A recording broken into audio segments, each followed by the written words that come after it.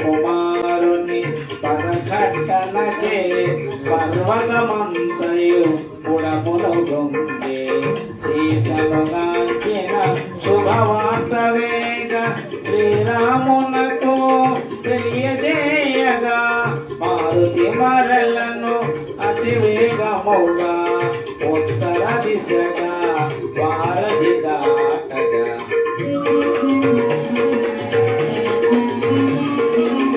గరుడులోలే శరవేగముగని పెద్ద పెద్ద మేఘాలు దాటుకొని మార్గ మధ్యమున పైన కొమిగని ప్రేమ మేరగా క్షేమముగనుగని ఘోరమునంది మహేంద్ర శిఖరిని ఉత్సాహముగా ముందుగా కొని విజయ సూచనగా గర్జన సేయుచు మారుతి సాగను వేగమెలను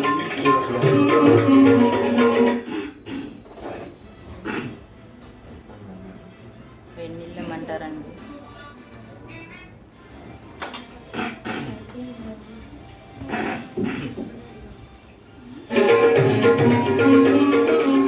సుందరమైన మహేంద్రగిరి గానమాడి జాంబవదాడి పెద్దలందరికీ వాయునందనుడు వందనములిదే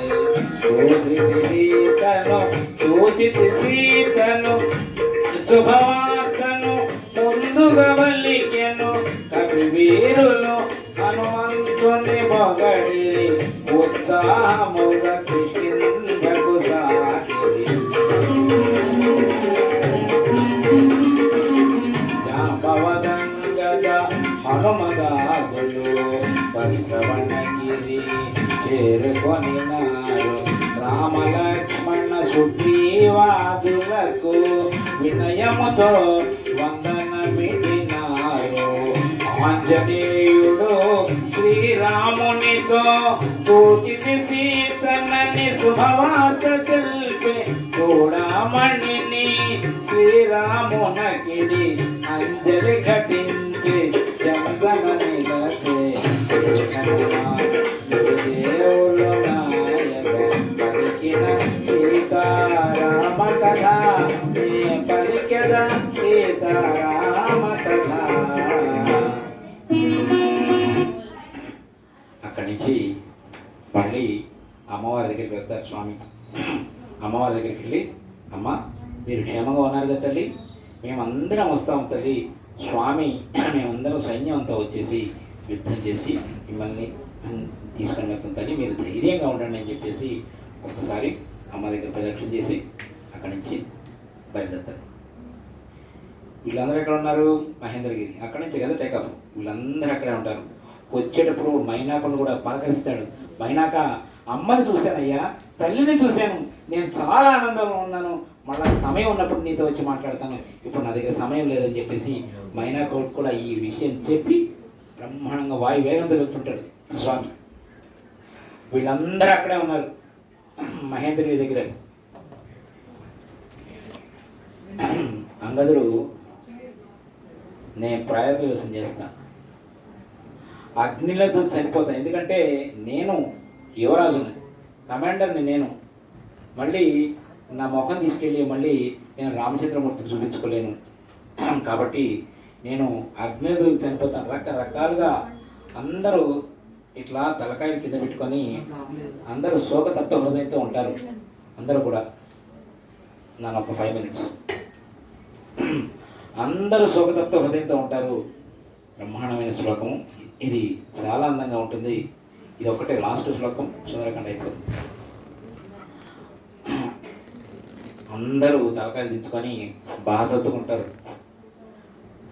ఉండగానే బ్రహ్మాండమైన వాయు వేగంతో వస్తుంటారు స్వామి.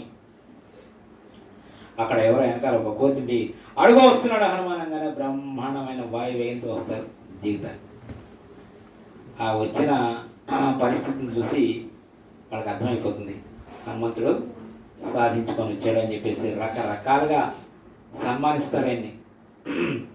పూలతో తీసుకొని దండలు, రకరకాల కొంతమంది కోరికలు కూడా ఆయన ఆనందంతో అసలు అందరూ ఆయన్ని చివరికి అంగదులు ఆలింగనం చేసుకుంటాడు. నేను అమ్మవారిని చూశాను, అమ్మవారు అక్కడ క్షేమంగా ఉన్నారు అని అనగానే అందరూ ఆనంద బ్రహ్మాండంగా ఉండి అప్పుడు అంగదులు ఆలింగనం చేసుకుంటాడు. 2 నిమిషాల్లో స్వామి ఆలింగనం చేసుకుంటాడు. మనం సుందరకాండ సమాప్తం చేస్తాం. అయితే వీళ్ళందరూ ఇక్కడి నుంచి ఎగురుతారు. ఇక్కడి నుంచి ఎవడైనా సముద్రాన్ని దాటాలంటే హనుమంతుడు, ఇక్కడి నుంచి రామలక్ష్మణులు ఇద్దరు కిష్కిందలో ఉంటారు. అక్కడి నుంచి అందరు ఎగురుతారు. అందరు వెళ్ళి అక్కడ దిగుతారు.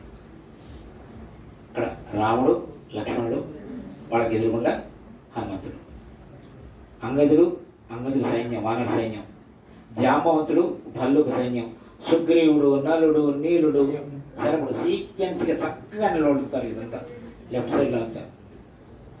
రాముడి యొక్క చూపు హనుమంతుడు ఏర్పడతాం.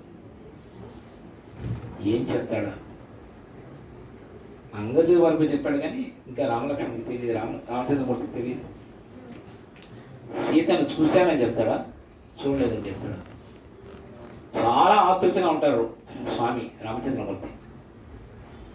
ఈయన సీతను అని మొదలు పెడితే ఆయన చూడలేదు అనుకున్నా అంటే ప్రాణాలు వదిలేస్తారు, ఇంకా ఉండరు.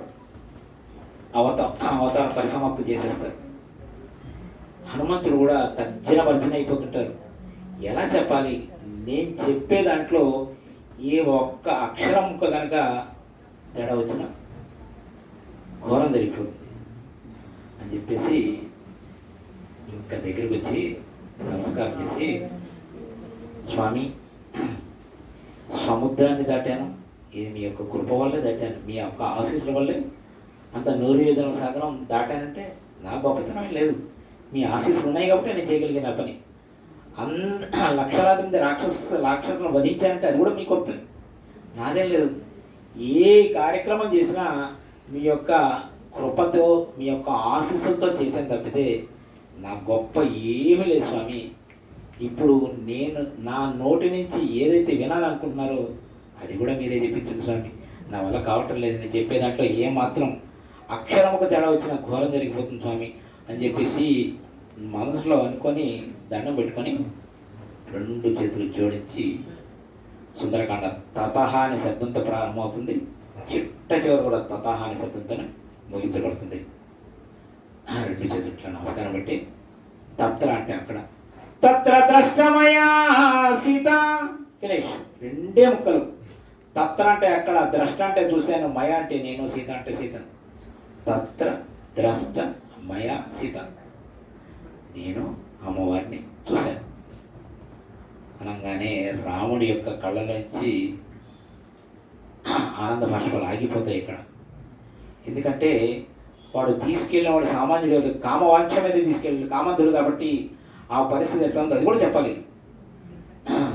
తత్ర ద్రష్టమయా సీత, ఇక్కడ రావణాంతఃపురే సతీ, పరమ పవిత్రులైనటువంటి సీతామాతను నేను రావణాంతపురంలో చూశాను, జీవించి ఉంది అనగానే రాముడి యొక్క కళ్ళలోంచి ఆనంద బాష్పాలు ధారలుగా రాలిపోతుంటాయి. అప్పుడు ఎట్లా ఉంది ఆవిడ పరిస్థితి? సన్యస్య త్వయం జీవంతి, సన్యసించేసింది స్వామి, జీవితం అంతా ఛేదించేసింది. ఎవరి గురించి? త్వయం, కేవలం మీ గురించే. సన్యస్య త్వయం జీవంతి సతి, జీవించి ఉంది, పాతివత్యంతో ఉంది. ఎట్లా ఉంది? రామో రామ మనోరథం, రామ రామ రామ రామ రామ రామ రామ రామ అంటూ రామనామంతో జీవించేస్తుంది. సన్యస్య నయం జీవంతి సతి, జీవించి ఉంది, పాతివృత్యంతో ఉంది అనగానే రాముడి యొక్క కళ్ళల్లోంచి ఆనంద బాష్పాలు ధారలుగా రాలిపోతుంటాయి. హనుమ, నేను నా జీవితంలో ఎన్నో ఆనందాలు, అనుభూతులు, అద్భుతాలు ఎన్నో చూశాను. అలాగే నా జీవితంలో చాలా కష్టాలు కూడా చూశాను. ఇంత కష్టంలో ఉన్న నాకు ఇంత ఓదార్పు, ఇంత ఉపశమనం ఇంత మంగళాకరమైన మాట తీసుకొచ్చి నాకు చెప్పావే. నేను రాజ్యపురుషుణ్ణి, వనవాసంలో ఉండేవాడిని, నాకు ఇవ్వడానికి నా దగ్గర ఏం లేవు హనుమ. ఏమన్నా ఉన్నదంటే హనుమ ఇలా రా అని చెప్పేసి ఆలింగనం చేసుకుంటారు స్వామి. ఆలింగనం చేసుకున్న దృశ్యాన్ని పైనుంచి దేవతలందరూ వాళ్ళు 20 మీద పూలవర్షం కురిపిస్తుంటారు. అటు అంగదుడు, నలుడు, నీలుడు, జామవంతుడు, శరభుడు, లక్షలాది మంది మానవ సైన్యం, లక్షలాది మంది భల్లుక సైన్యం ఈ సన్నివేశాన్ని చూసి పరితపించిపోతుంటారు కదా. అప్పుడు హనుమంతుడు అనుకుంటాడు, నా జీవితం ధన్యమైంది కదా స్వామి. జీవ బ్రహ్మైక్యం, జీవుడు బ్రహ్మ అంటే భగవంతుల్లో నాకు ఎంత అవకాశం ఇచ్చావు స్వామి అని చెప్పేసి ఆనందపడిపోతుంటారు, పులకరించిపోతుంటారు. అక్కడ అందరూ ఆనంద తమైతులై ఉంటారు.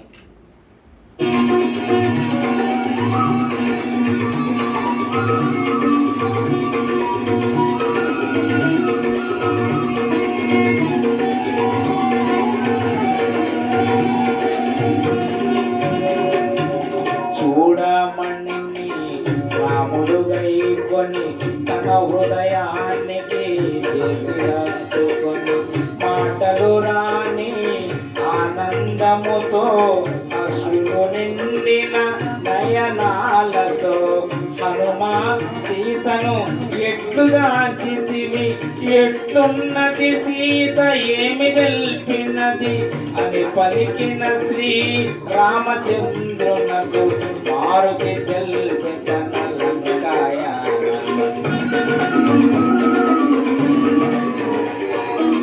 శతయోజనముల వారిని దాటి లంకాపురమున సీతను గాంచితే రాలు కరుగగా సీత బలుకగా నా గుండెల క్రోధాగ్ని రగులగా అసురుల గోచితి లంక దహించితి రావణునితో సంవాదము సల్పితి అని రావణి సన్న లంకాయానమును రామచంద్రునకు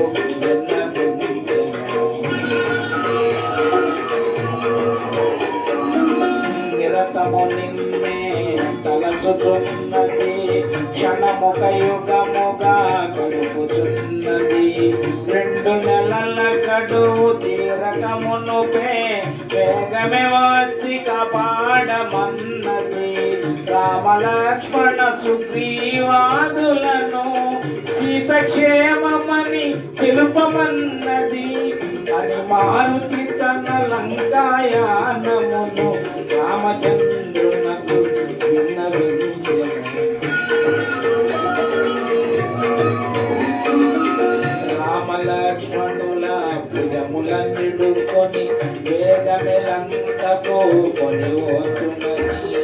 రామలక్ష్మణుల అగ్నిశరములకు రావణాదులు పోలుట నిజమని ఎన్నో రీతుల సీతామాతకు ధైర్యము ఒలిపినే మరలి వచ్చి తిని అని మారుతి తన లంకాయానమును రామచంద్రునకు విన్నవించెను.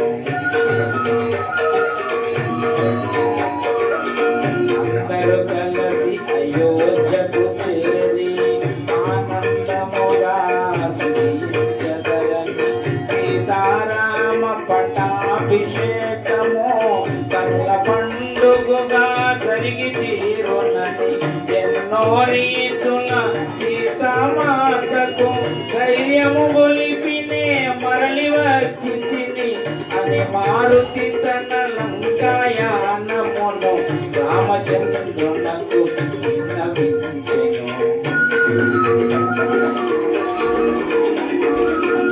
ఆనందముతో అశ్రులు జారగా సీతామాత పదముల గాలినే పయనమైతిని, పదముల రాకనే మరలి వచ్చి తిని ఒప్పలేదు కాని ఎప్పుడో తల్లిని భుజముల నిడుకొని కొని రాకుందున అని మారుతి తన లంకాయానమును రామచంద్రునకు విన్నవించెను. శ్రీ హనుమాను గురుదేవులు నాయక పలికిన సీతారామ కథ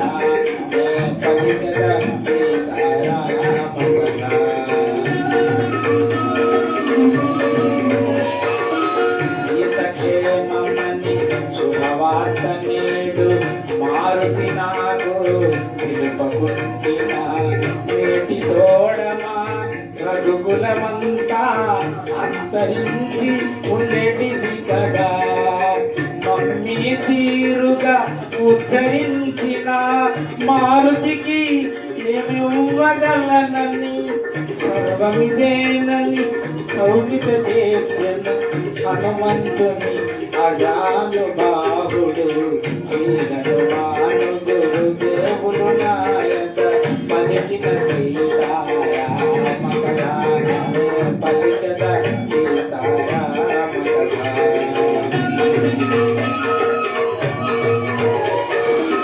నలుగురు భక్తితో ఆలకించగా నలుగురు భక్తితో ఆలకించగా సీతారామ హనుమానులు సాక్షిగా సర్వజనులకు శుభములు కలుగగా కవి కోకిల వాల్మీకి పలికిన రామాయణమును పేట తెలుగున శ్రీ గురు చరణ సేవా భాగ్యమున పలికెద సీతారామ కథ శ్రీ హనుమాను గురుదేవులు నాయక పలికిన సీతారామ కథ పలికెద సీతారామ కథ.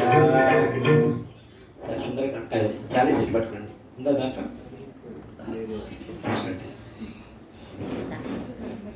అమ్మ ఈలోపు మీరు కొబ్బరికాయ మీరు సార్ అక్షతలు వేసేసి అక్షతలు నా దగ్గర ఉండాలి ఇక్కడ అక్షతలు ఎక్కడ ఉంటాయి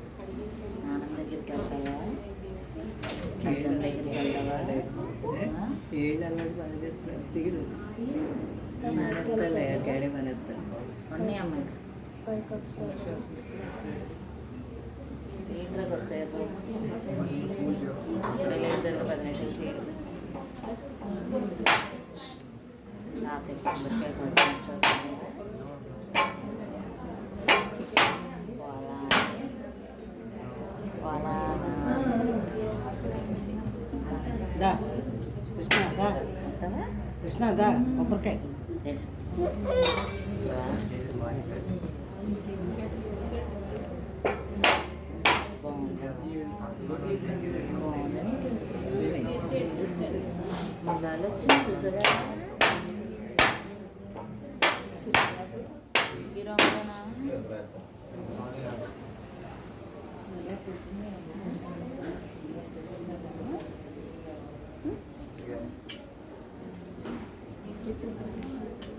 దగ్గర వేసేద్దామా మనం ఇద్దరం నేను నా చేతిలో వేసేద్దామా అదమ్మా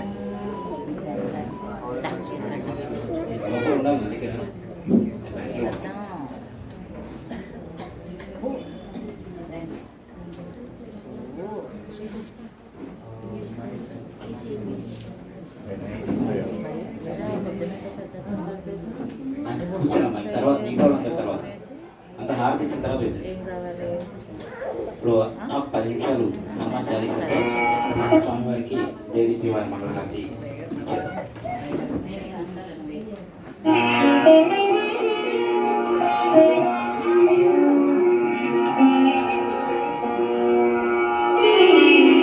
శ్రీ హనుమాన్ గురుదేవ చరణములు